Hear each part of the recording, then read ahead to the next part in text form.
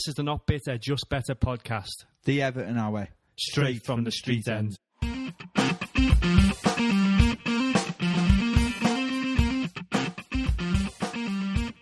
Howdy Blues, welcome to Not Bitter, Just Better Everton podcast. Mr. Johnny 7 here, and I've mixed up again this week because I'm still off work and my schedule's gone all over the show, so it's easier to do this one show midweek than one on a Monday and one on a Thursday. So I can kill two birds with one stone because I'm off. So today's show I'm going to be doing a recap of the Forest game and a little bit of Everton news, and then a look ahead to the City game on Saturday and the adventures in between. I say the adventures, it's just I think I mentioned last week it's my birthday on Sunday, so a lot of it was quite hazy, to be honest, including the Forest game. So you'll recall maybe that we were going to go to this game, but didn't end up sorting it in time, so was going to end up watching on my phone at some canal side festival in Lancashire somewhere. And that fell through as well because we had a little bit of rain and it just doesn't seem that appealing in the rain. Kind of gutted it didn't go City grounds in the end. But it is what it is, isn't it? So ended up watching through nefarious means after being out.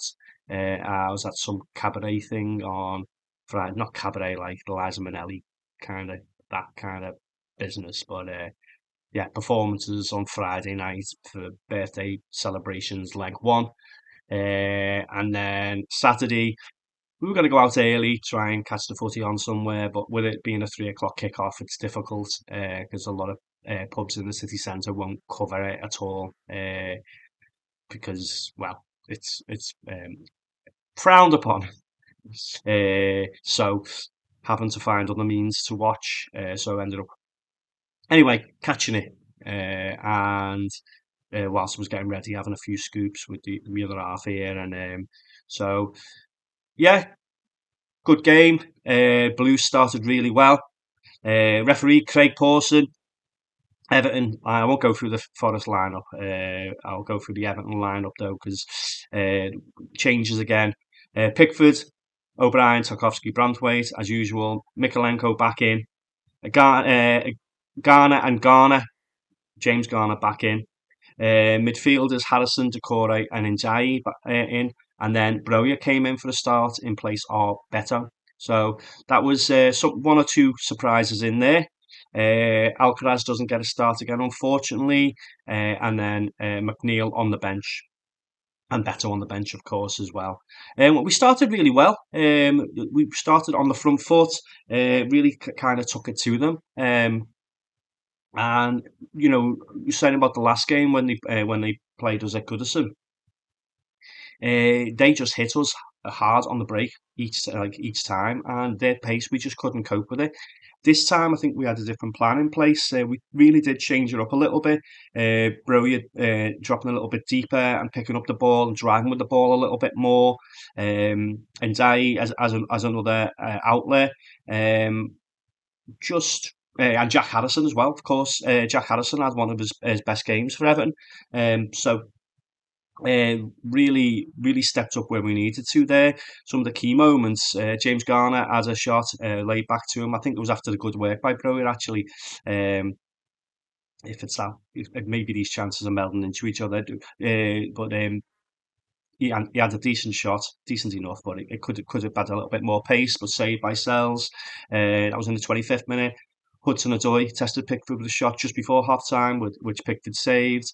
Hudson-Odoi had another opportunity in the second half, but failed to capitalise. Ndiaye broke through Forest defence, but was denied by Sells a little bit later on. And then Harrison put a cross into Ndiaye, but was headed straight at the keeper.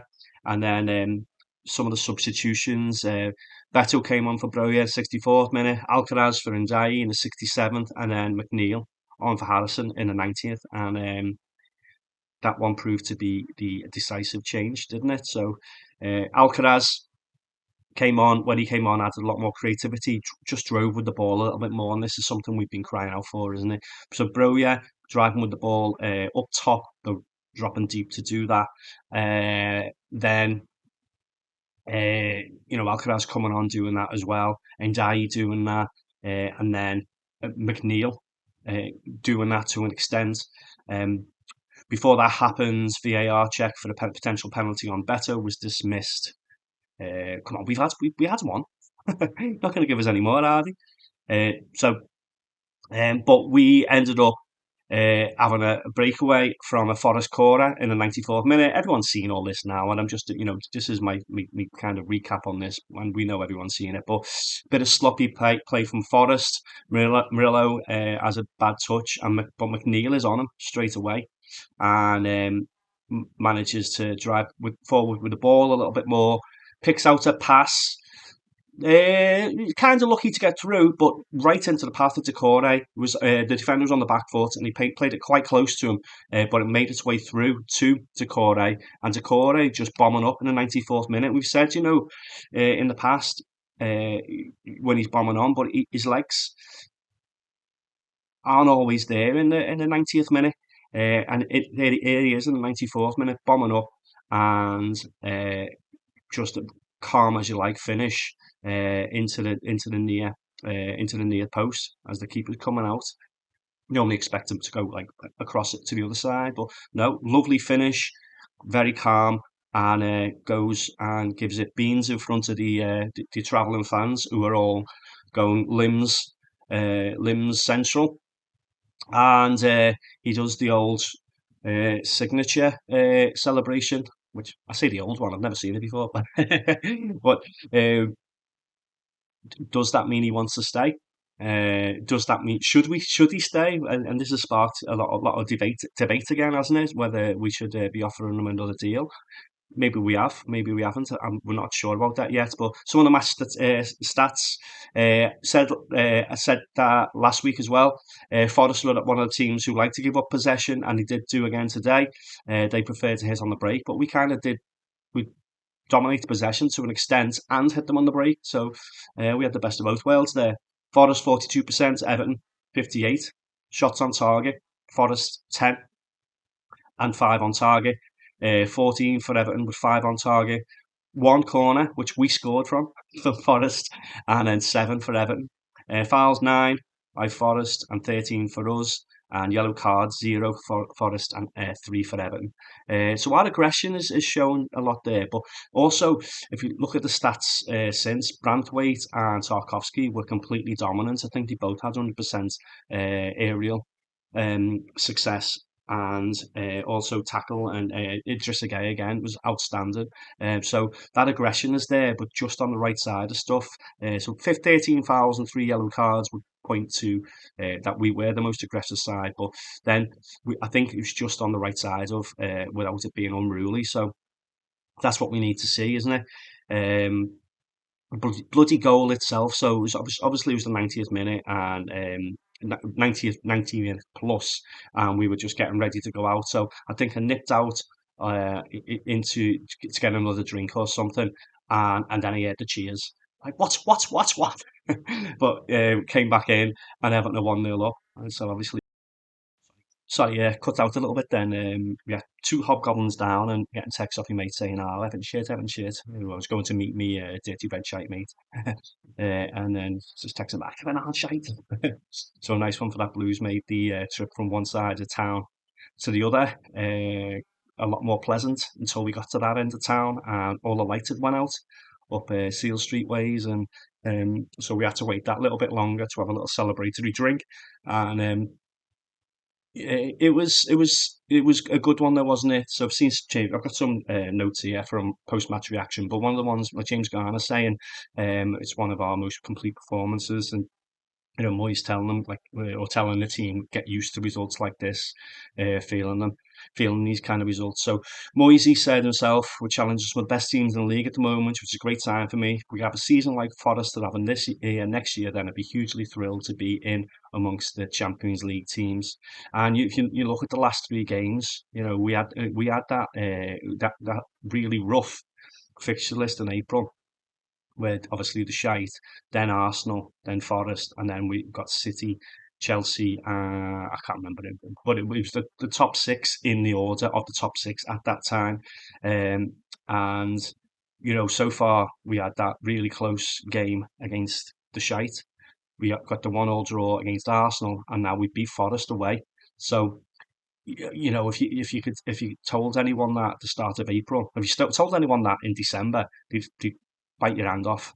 But at the start of April, even saying that, that's a decent return against the top, well, the top three sides so far, isn't it? So yeah, so you can't have any grumbles about that, and and we've matched them for a large part. So he's right, and long may it continue.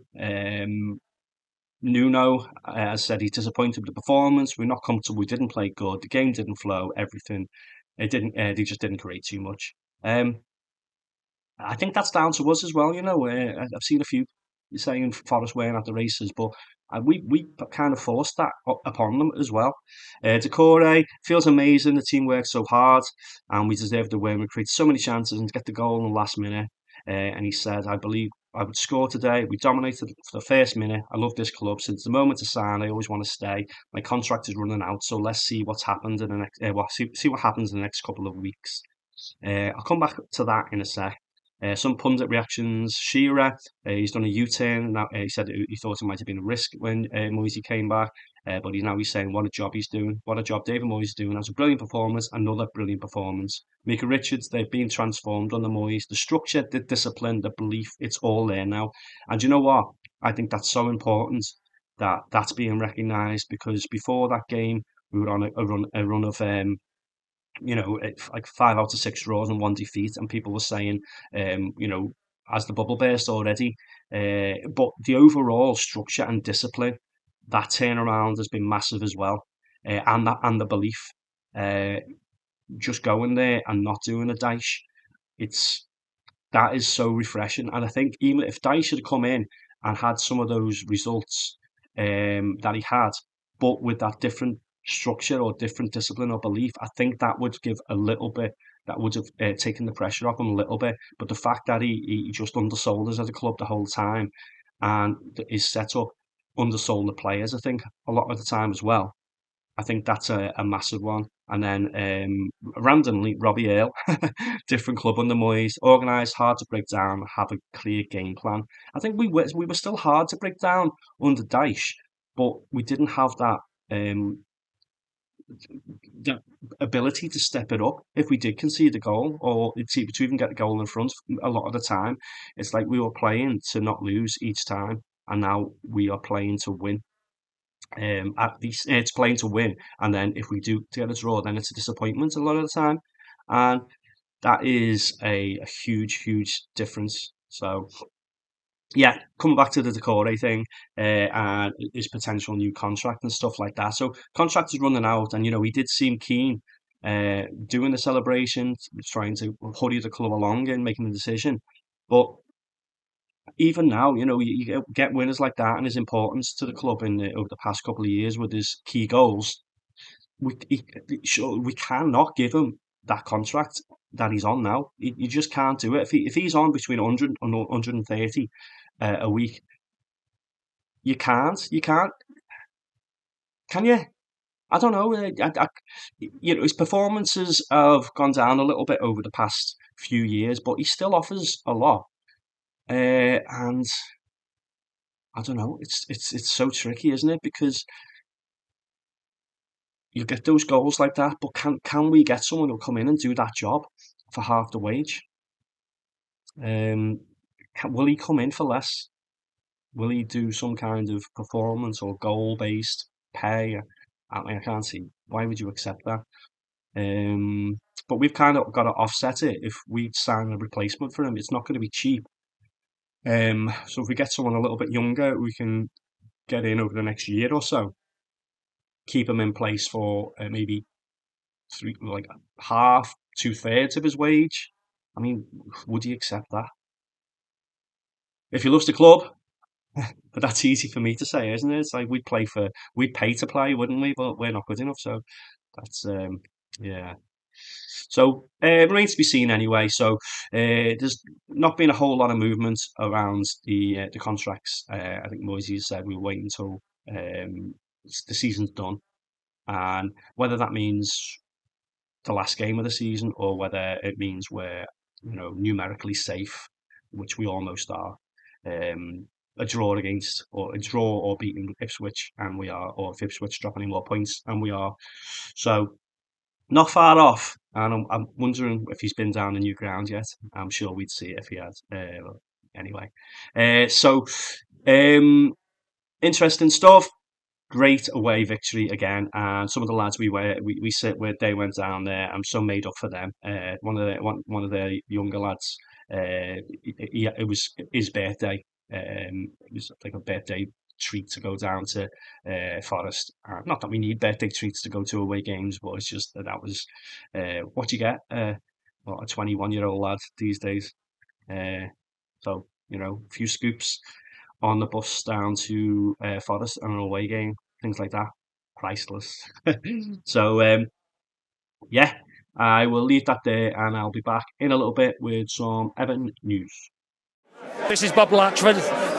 I'm not bitter, just better.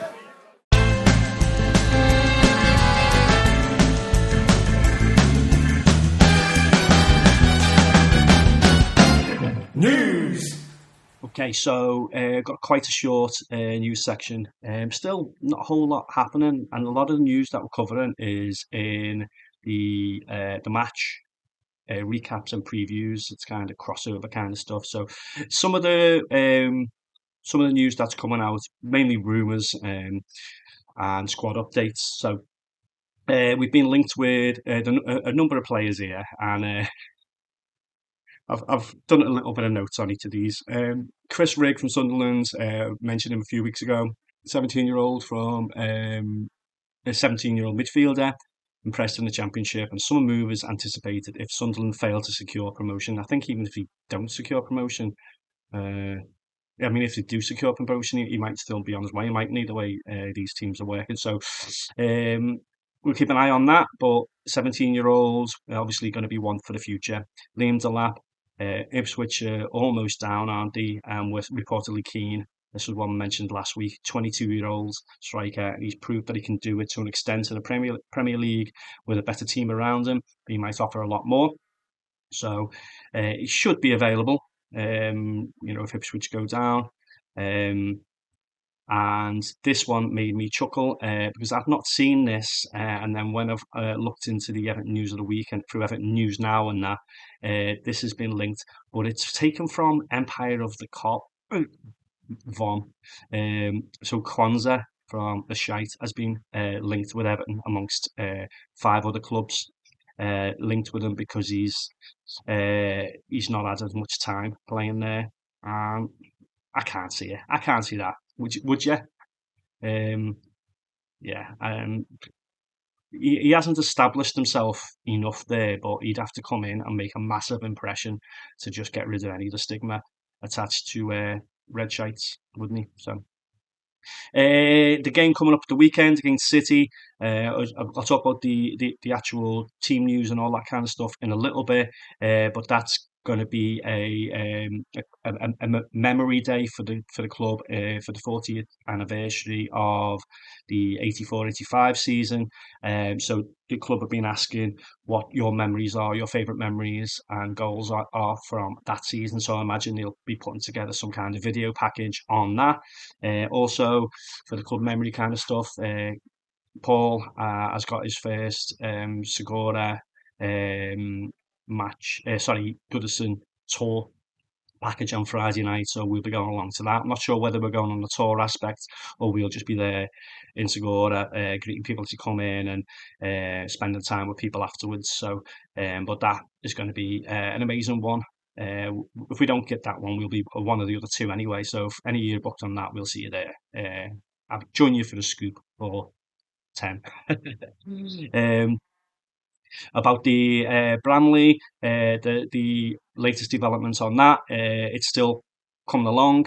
They're still fitting out bits of the structural elements, but the main stuff now that they're shifting to is interior fits and installations. And I imagine they're going to put a lot more colour in the place. So they seem to have some kind of um, plan in place to combat the transportation problems, but that's going to be an ongoing issue. And I think that when it comes to the third test event, that's going to be a massive one that they're going to be looking at. So watch this space on that one. Another news on there, the Rugby League Ashes Test match is sold out there as well. So that's scheduled for the November 1st, 2025. So, yeah, that's our first official sellout there. Won't be the last. And it won't be the first calendar wise, because I imagine the first game of the season will be, or even a friendly there. But that's the first one that we've got on the books so far. Oh, all the season tickets are sold out as well, so it's all looking good. So as I say, quick news section. I'm going to have to wrap up the whole City preview as well in a little bit, so I'll be back in a sec with that. Here's our social medias. Go and like, follow, etc. See you in a sec. This is the Not Bitter, Just Better Everton podcast. If you haven't already, go and like us on Facebook, facebook.com/EFC Not Bitter, Just Better, or you can find us on Twitter @JustBetterEFC. Okay, so looking ahead now to the visit of Manchester City on Saturday. Ooh, it's counting down now. 3 more to go, and so this will be the third to last game at Goodison, Saturday, April 19th, 2025. Kickoff at 3 p.m., which is a little bit of a blessing. There's been no word on whether the last game is going to be the Southampton game is going to be moved to a ridiculous time yet. But we will keep our eye on that as well. Recent form then. So talked about our last 3 games before. Obviously the Forest win last time out, 1-1 draw before that. Lost to the Shite on April 2nd, and then we only had those 2 games in March. 1-1 draw against West Ham and 1-1 draw against Wolves. So the only game we haven't scored in is that Liverpool game. Man City's last 5 games, geez. Okay, so 5-2 win versus Palace at the weekend, and they went down there as well, and weren't looking good to start off with, and then they just turned it round with a Kevin De Bruyne masterclass in the end. Jesus, he was just all over the show. Before that, 0-0 draw v City. V United. 2-0 win versus Leicester. 2-2 draw versus Brighton, and 1-0 loss v Forest, who we just beat. So it doesn't always work like that, does it? We beat the teams that beat them, that kind of thing. It doesn't mean anything on paper in the end. City. But they're saying that we beat Palace twice as well. So City, really frustrating season for them, isn't it? And I wonder whether the thing about their charges over them has been just lingering over them a little bit too much. They've had a number of injuries, so Haaland's out again. They've brought Marmoush in, who has hit the ground running, been really good. But something has gone amiss there. I think they're 5th in the table at the moment. Yeah, but you still can't write them off at all, can you? Some of the team news. Mikalenko looks to be back. He played against Forest again, so he looked okay coming through that. Broja looked okay coming through that. And we still got Chimiti waiting to come in. The only McNeil as well made his return as well, so can offer something else for us there. The only one who, I'll say the only one, is Calvert-Lewin's the long-term doubt, and I said last week, if he's 3 weeks away from full fitness, will we even see him again? Yeah, and Coleman, whether Coleman's fit or not, I'm not even sure. So, but he's not getting a sniff at the moment. Then, so they've got Haaland out, Foden and Ederson. I think Edison went off last game, didn't he? So De Bruyne returned to full fitness, expected to start, and yeah, they've got neither of us have got any suspensions out. De Bruyne, what a what a tricky one that is, because he's just not long announced that he's going to be leaving. And as in the past, when they've had like Gundogan and players like that, I think they've had other clubs lined up. De Bruyne doesn't seem to have. And why? How? He's one of the best players. He's still one of the best players in the league. He's one of the best players in the history of the Premier League. Possibly the best. Don't know whether that's hype or what, but there's an argument there for sure. And he could just put the ball through a keyhole, couldn't he? His assists and his finishing, the free kick he scored the other day. He's utterly world class, and he's got a year or two left in him, year or five left in him, I'd say. And for City to be just letting him go out like that, um, insane. Especially, they've not had the best season, and he's not been a big part of it. Surely you'd be getting on players like that to rally around and build on it for next season. So yeah, just can't get my head around it. And if we were to sign one player in the summer, one shocker in the summer, not just one player. Obviously, we need a lot more than that. But just put the feelers out. I don't know. That obviously that's it's going to be that would be a massive reach for Everton, but done it before. Um, maybe maybe he's still too much in his prime for us to be able to get hold of him. Unfortunately, as I don't like saying that, but yeah, imagine that. Imagine De Bruyne in a Everton shirt. We can dream. Oh yeah, there's talks. I forgot to put this in the news. More talks about Richarlison being linked with a move back again. Um, I don't know. I don't know. If we get the non-injured one, I keep saying if we get the non-injury prone Richarlison, then yeah, welcome him back. He just offers so much. He can do that up top, but he can also do out wide as well.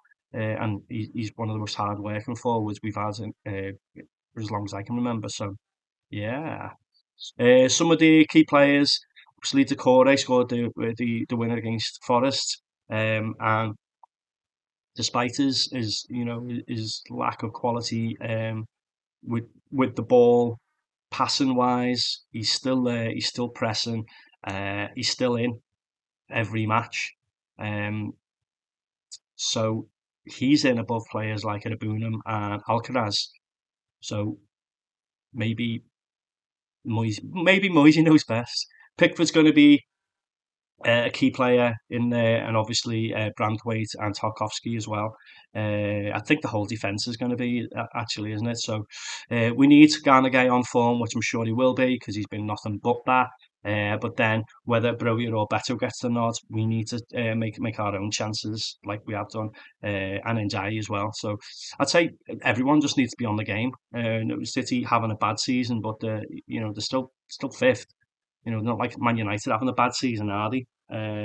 So still going to be a very tricky one, and only two more after this one. So we need to get everyone behind the team, behind the players, and just turn it into turn that atmosphere right up again. And I think it really is adding a lot to the Blues. They're the ones to watch again. De Bruyne has got to be up there. Um, he's going to be the key one. Scored and assisted. And played. He had one key assist, I think, one goal. I'm sure he played a massive part in the other goals as well. Like pre-assists, I think they're called, aren't they? So last meeting, Boxing Day, when Ndiaye scored that brilliant goal, and Pickford saved a penalty, didn't he, from Haaland. We've struggled against them recent years, but managed to draw in the last meeting. Yeah, I think in the past though, City we have had a decent record against City before they just became super dominant. When they were still top five, top 4 or 5 team, we could pull a result out against them. So we hopefully we can again. Yeah, loads going on, match wise, events wise. Not a whole lot news wise at the moment, but gonna leave the pod there this week, and as I say, it should be back to normal next week because I'm back to back to the grind. Although it's Bank Holiday Monday, innit?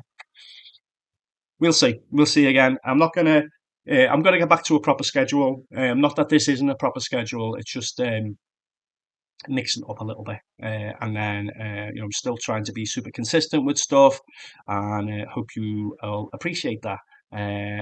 Thanks for listening, as always. Thanks for all your interactions, as always, and let's get behind the boys on Saturday and come out with a nice Easter win.